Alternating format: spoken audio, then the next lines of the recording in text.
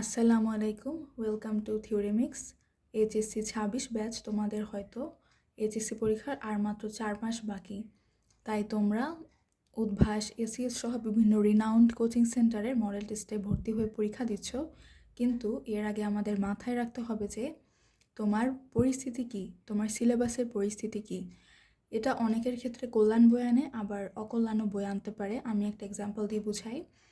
আমার সেকেন্ড ইয়ারে হেলথ ইস্যুসের কারণে ৬-৭ মাস আমার সিলেবাসে অনেক গ্যাপ যায়। তো আমি তখন দেখি যে আমার এইচএসসি ৪-৫ মাস আগেও আমার সিলেবাস কমপ্লিট হয়নি। তো তখন যখন আমার ফ্রেন্ডরা সবাই ভর্তি হয়েছে মডেল টেস্টে, আমি হইনি। আমি চুজ করছি যে আমি নিজে বসে বাসায় আমার সব সিলেবাস কমপ্লিট করব। আর আলহামদুলিল্লাহ আমার বোর্ডে স্কলারশিপও আমি পেয়েছিলাম, এসেছে আমার। আমি ২৫ সালে এইচএসসি পরীক্ষা দিয়েছি।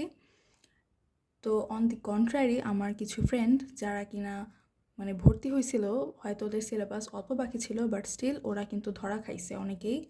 শুধুমাত্র পরীক্ষার পিছে দৌড়ায় ওদের সিলেবাসে গ্যাপ পড়ে গেছিলো, রিভিশনে গ্যাপ পড়ে গেছিলো। তাই ডিসিশন নেওয়ার আগে ওয়াইজলি তোমরা ডিসিশন নিবা কী করবা। আর পরীক্ষা দেওয়া ভালো। তোমাদের ক্ষেত্রে আমি সাজেস্ট করব, যাদের একটু সিলেবাস বাকি আছে, তোমরা ফাইনাল মডেল টেস্টগুলো দিতে পারো। ওরা আলাদা প্যাকেজ লঞ্চ করবে তখন সেটা তোমরা নিতে পারো।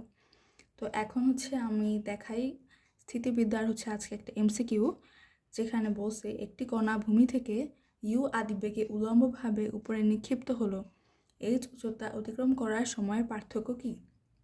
এই ধরনের এমসিকিউ আসলে আমাদের যখন পরীক্ষায় আসে তখন এগুলো আমরা সাথে সাথে দেখেই অ্যান্সার করতে পারি।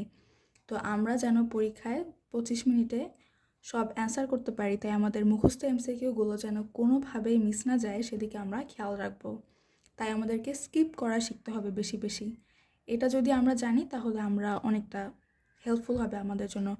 আর বিশেষ করে যারা ইঞ্জিনিয়ারিং অ্যাসপাইরেন্ট আছো, তাদের ক্ষেত্রে কিন্তু ফিজিক্স, কেমিস্ট্রি, ম্যাথের নাম্বার খুবই ইম্পর্ট্যান্ট তোমাদের এলিজিবল হওয়ার জন্য।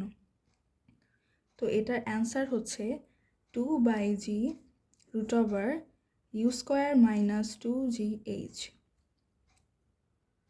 তোমাদের যদি কোনো জানার বা প্রবলেম থাকে তাহলে অবশ্যই আমাকে কমেন্ট সেকশানে জানাতে পারো, as I am free now.